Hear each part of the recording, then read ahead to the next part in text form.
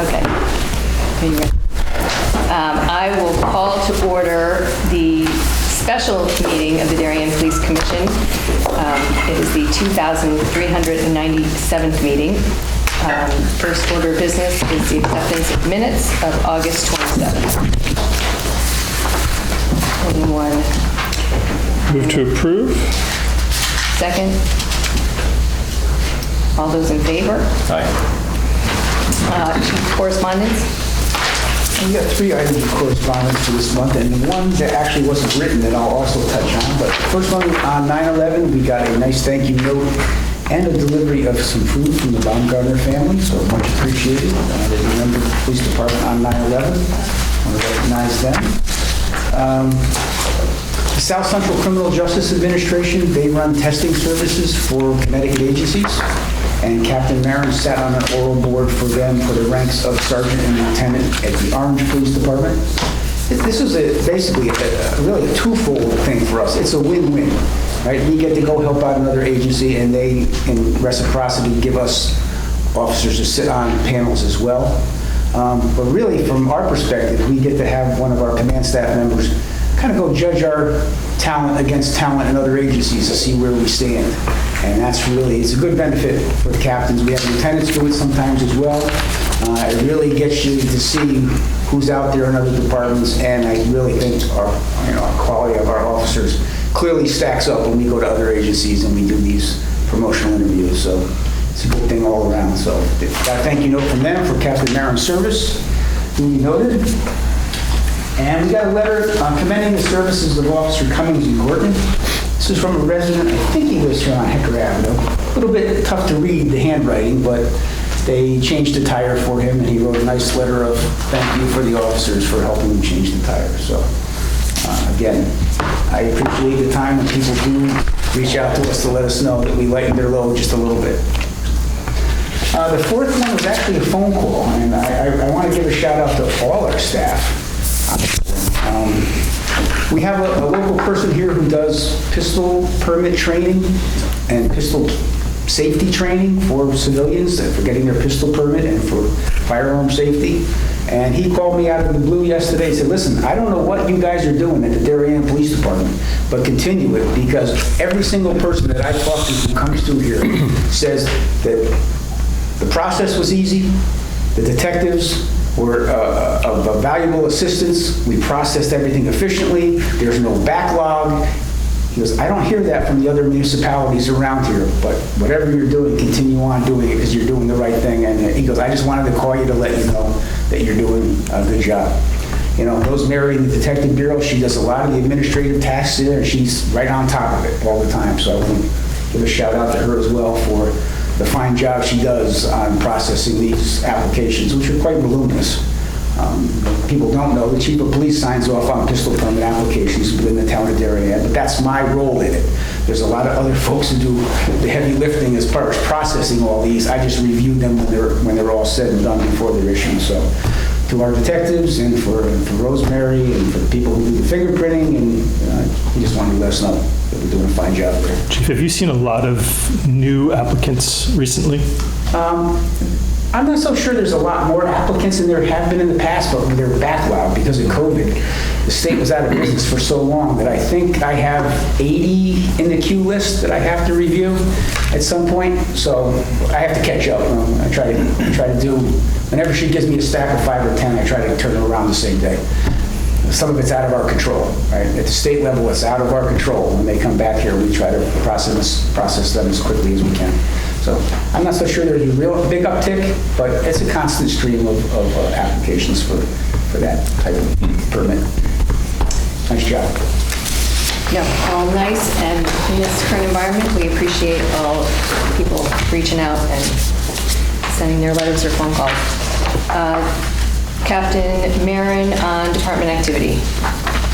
Okay, there's a couple last-minute adjustments here, and I think the chief wanted to comment on a few of these entries, but this was prepared from the period of August 27th to September 16th. On September 3rd, 51-year-old Darian man was arrested for violation of protective order. During the weekend of September 5th, numerous street signs were stolen from several different areas of town. This investigation has now been turned over to the detective division. Over the holiday weekend, the DCA thrift shop located on the Post Road was burglarized. On September 9th, a 35-year-old Darien man was arrested for his role in a domestic violence incident.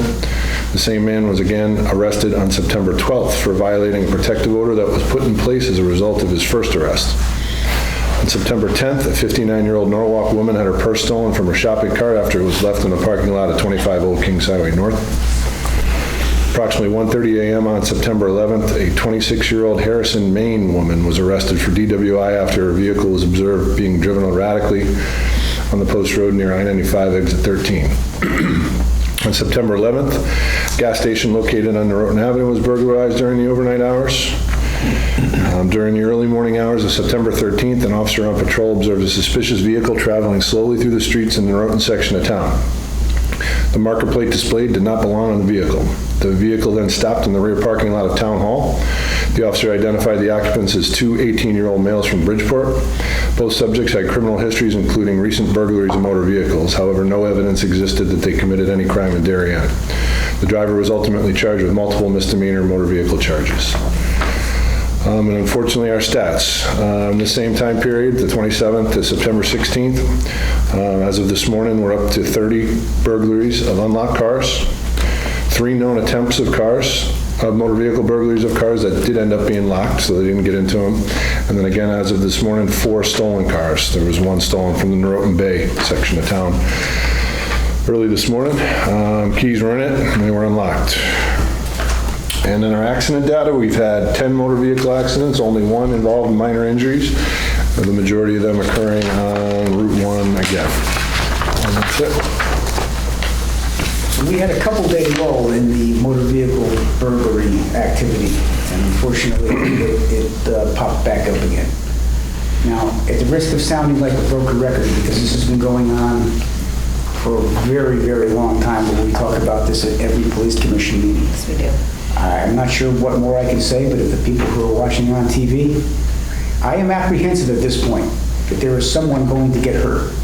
Either the perpetrators of these crimes, these kids that are out there doing this, the resident themselves, or an officer. And I don't want to see anyone get hurt. And this is something that with a very easily performed duty to lock your car, this would not be happening. And I do not want to wait at this point for someone to get hurt, whether it's the resident or these kids or an officer. And we're kind of putting in the perfect storm here. These 18-year-old kids, there's no doubt in my mind here what they were here in Darien to do, and there's no doubt in any of the officers' minds what they were here to do. That same night, in the same area of town, we have surveillance video from people's homes. Guess what? It's not these 2 kids, it's 2 or 3 other kids. At the same time that we're dealing with these kids, there's another group, whether they came in tandem, right, or it's just a totally random separate group, they're all here, and they know it's easy pickings, and it continues to be easy pickings, and this is kind of embarrassing at this point, when we know that if you lock the car and you don't leave your keys in it, they're not going to go in your car, and they're not going to steal your car. But these kids, they're telling us, they keep telling us that they know that people are just not going to do it here. And I don't know how to refute that at this point, when the evidence is clearly overwhelming that folks are not doing it. We need people to lock their car. I think it's important to note too, it's all over town, including private associations. You mentioned the Norotan Bay as an example, Tilconique another example, people on, caught on video, doesn't matter, so. It's a simple locking of the car. Anecdotally, about 2 weeks ago, I don't live here in Darien, but I live in a community that is the exact same thing is happening all over the town of Trumbull. I woke up at 1 o'clock in the morning. I was 99.9% sure that I had locked the cars that were in my driveway. But I wasn't 100% sure. I got up and put my sweatpants on and went outside to make sure that those cars were locked, because I probably wouldn't have been able to fall back asleep until I'm practicing what I'm preaching. And I went and checked it, and they were locked. So please, folks, please help out the police. I mean, the responsibility really for protecting your stuff is your responsibility. We can't be everywhere at every time, and clearly, we're coming into the contact with the kids that are doing it. And we're apprehending kids on a regular basis that are doing it, but the stream of kids that are coming to do it just doesn't seem to be slowing down or stopping. It's almost like a big game for them. It's not a game for me, because the odds of somebody getting hurt is too great for me. please lock the car. Just want to touch base on the purse stolen from the shopping cart. Again, folks still watching on TV, people maybe don't even know what the law is, right? Connecticut law is not finders keepers, losers weepers, right? If you find property that is lost or mislaid or received by mistake, under the law, you have to turn that into the police. Right? You don't get to keep it because you found a diamond ring or a watch or something. You have to turn it into the police. So anyone who thinks they find a person because the lady left it behind, it's now theirs, they're wrong. So most of our folks, I tell you, I have faith in humanity. Most people who find things like that, they get it back to the rightful owner. So I do have to say that most of the time that does occur. I think that was it. The other thing on the burglaries, times get a little bit tough. Commercial burglaries do tend to go up. The Detective Bureau is working very diligently on the gas station burglaries along with other PDs in our area. Again, it's not just Darien. This is happening all over Fairfield County. They do have some viable suspects that they're looking into. So I am hopeful that in short order we will see some activity on that regard. And they're getting whatever's in the till, whether $50, whatever it is. So they're not real mastermind type criminal activities, but somebody going in there getting us, again, potential danger to the suspect, potential danger to the officer. I'd rather not have these happening. So we'll redouble our efforts in the commercial areas to try to get these, see if we can get a hold of these people.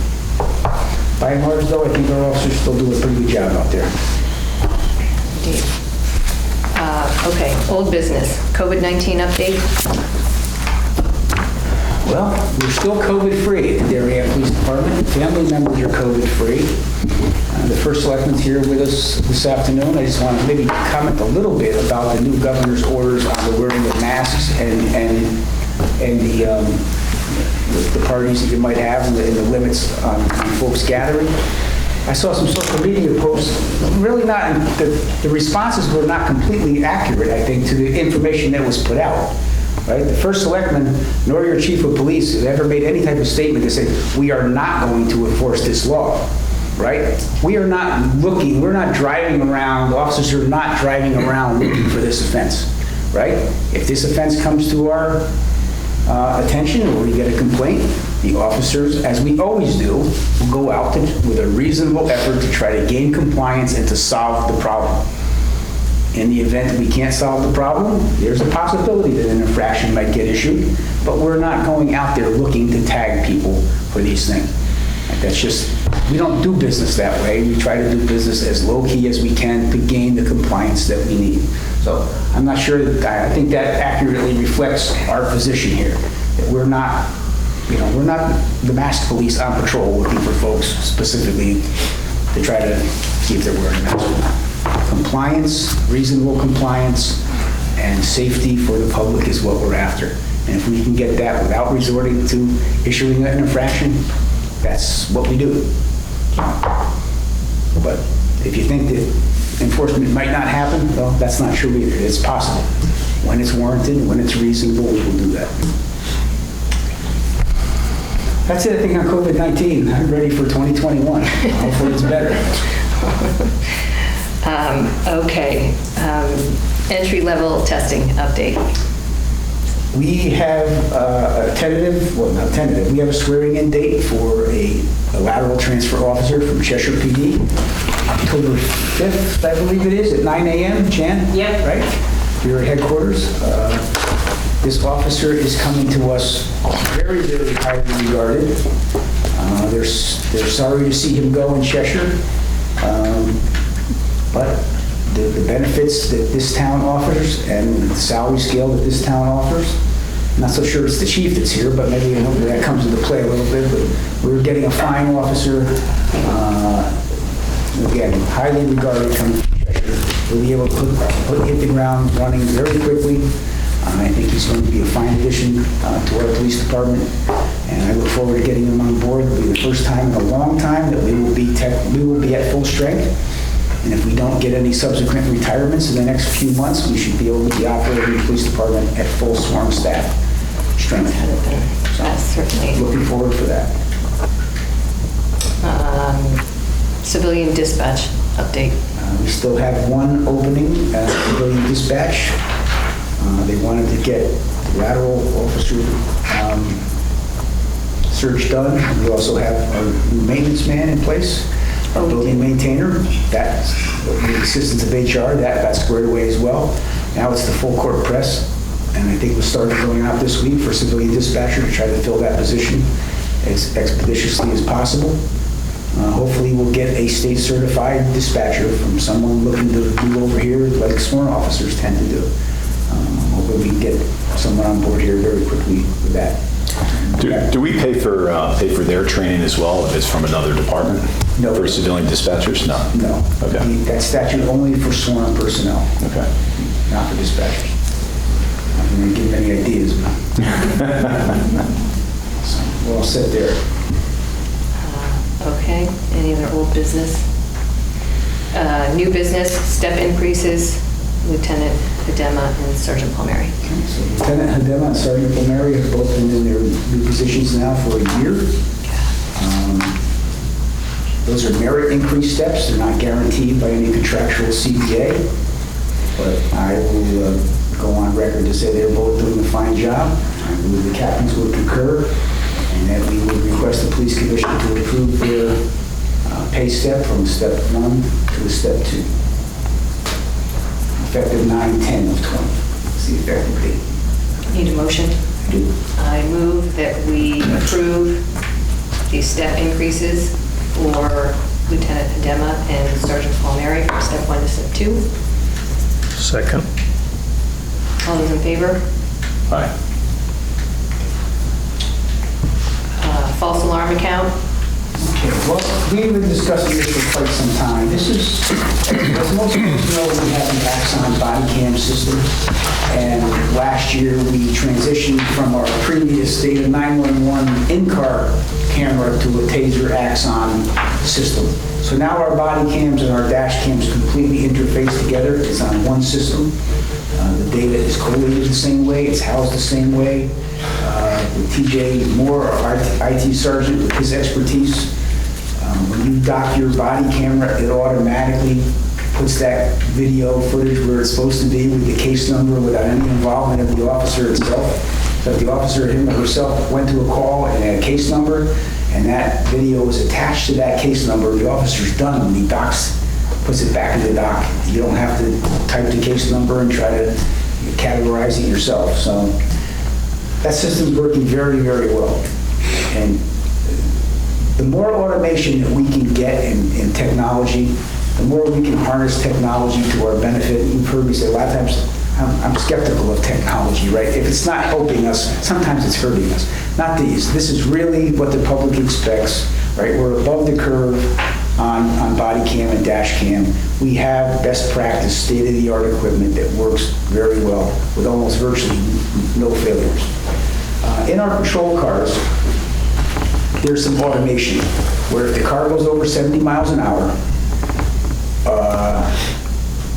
Light bars. or the light bars go on, And the your airbag. body cam and your or the airbag deploys. Your body cam and your dash cam automatically go on. That's a win-win, right? If you're in some sort of high-risk, high-excitement type case, you don't want to remember to turn these things on. This is just one step past that.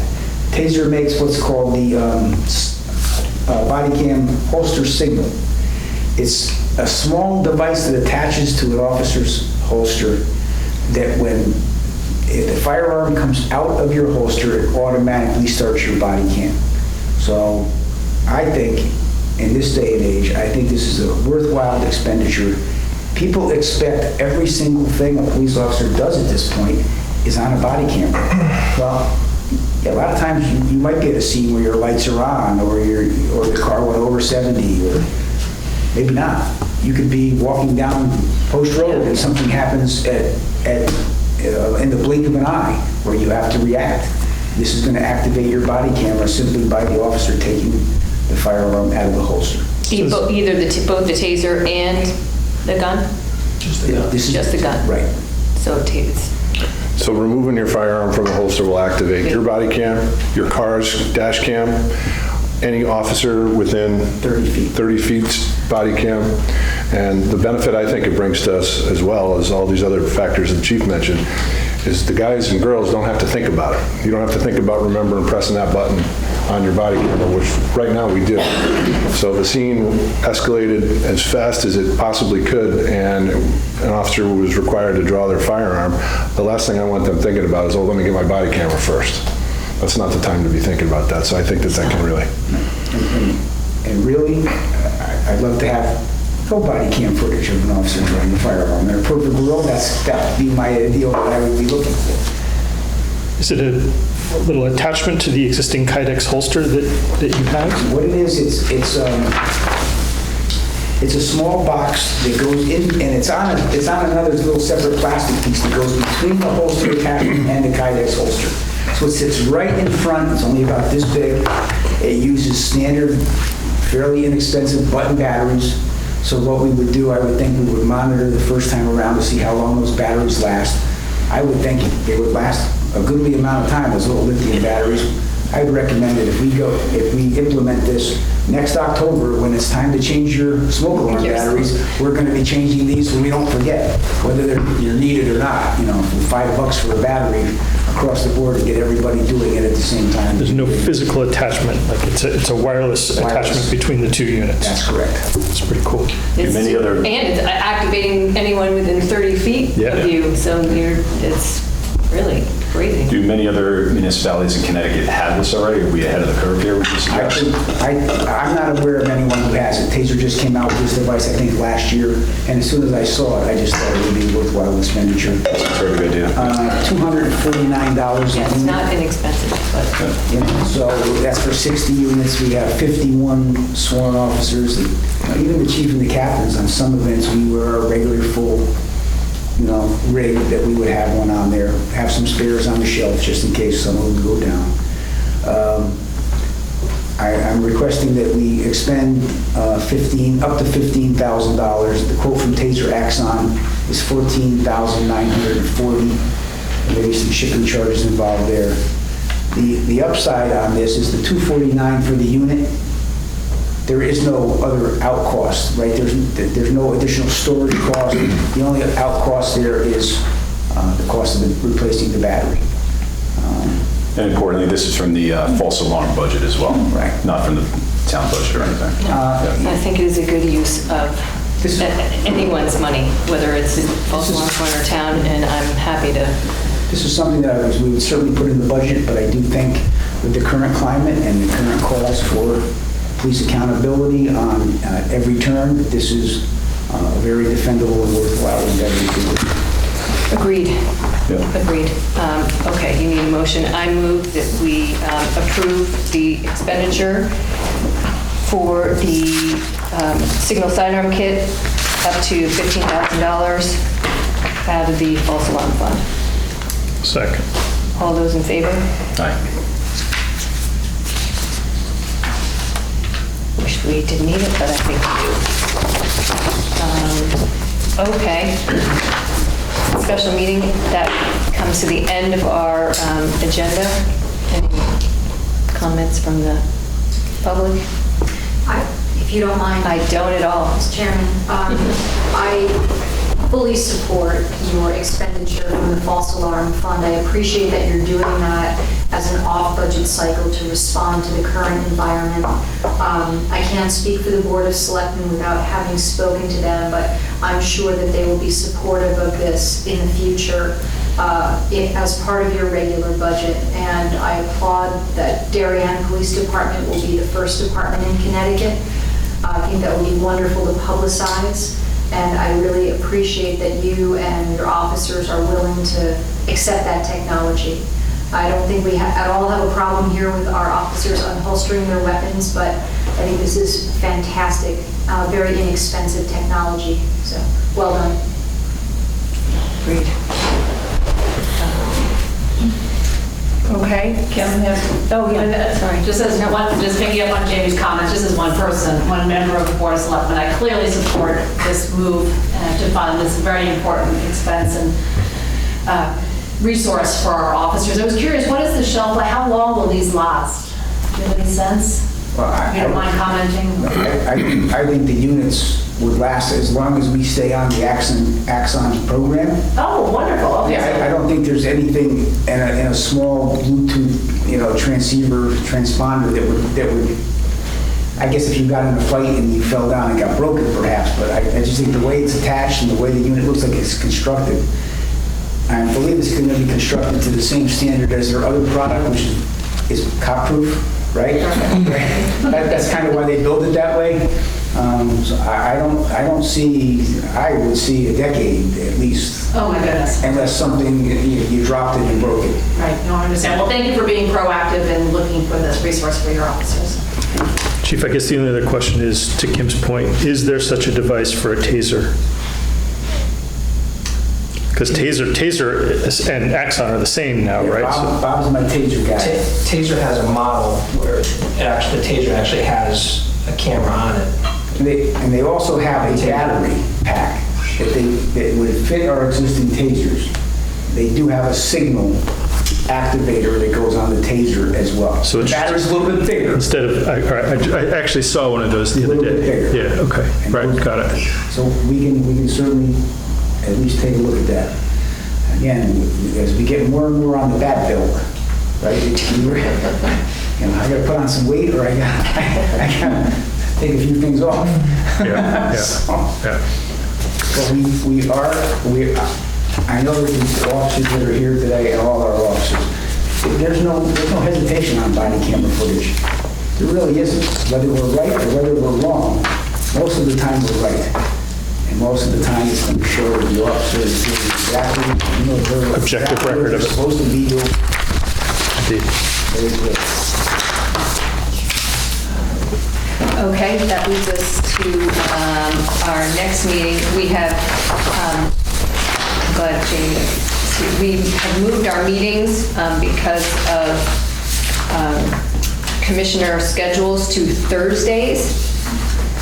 So, in here is our, Jan, is this the last one that will be a special meeting? The next one? so the next one, assuming that we do it on the right day, but just as our regularly scheduled meetings, should we meet on those days, are now Thursdays. We're generally on Thursdays. So I just wanted to point that out for people who, not many people come, but anyway. So our next regularly scheduled meeting is Thursday, October 1st.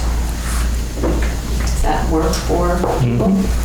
Chief, everybody? That works for me. So why don't we, unless there's something. And Kim, we're going to do these going forward at Town Hall? Well, right now, I think we're doing them here because our building is open. Okay. It says, we'll tentatively held at Town Hall. Tentatively. So Okay. people should look at the agenda because there's reasons we have them here, reasons to have them over there, but we're open. And if we go into executive session, I would prefer to be executive session here because we have clients, we have things that we need to access. So I don't have an exact, I can't say we're going to be in the same place forever, but look at our agenda, we will be one of two places. But for the foreseeable future, we will be in this room. I think, if I'm not mistaken, I think the town hall's tentatively scheduled to be open sometime in October, I think, or is that still a discussion? Yes, no, we're watching the school reopening, and it would be our goal to open to the public when schools reopen fully. But if something doesn't work for the schools, we might open anyway. So we anticipate being open by the first week of October. But even being said, sometimes there's reasons that have nothing to do with whether a building is open or closed that it's better for us to meet here. So check the agenda and we will publicize it. With that, I think we are done, adjourned. And we will come out of executive, we will not take any votes, we will not have anything after executive session.